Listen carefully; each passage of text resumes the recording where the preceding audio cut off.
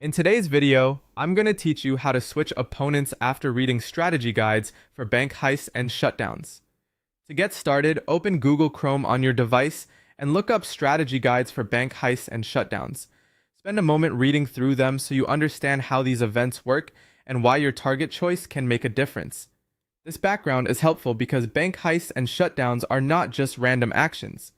In many games, your results can be influenced by timing, target selection, and understanding what each option on the screen is designed to do.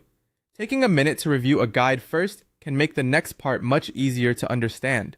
As you read, focus on the sections that explain targeting and opponent selection. The goal here is to become familiar with the idea that you may not have to accept the default opponent shown to you.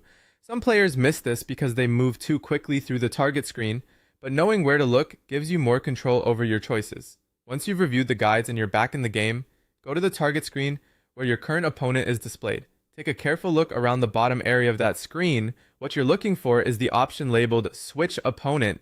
This is the manual selection control that lets you change from the currently assigned target to a different one. When you see Switch Opponent, tap or click it directly. This tells the game that you do not want to continue with the opponent currently on screen and that you want to cycle to another target instead. If the button does not stand out right away, slow down and scan the lower portion of the interface carefully.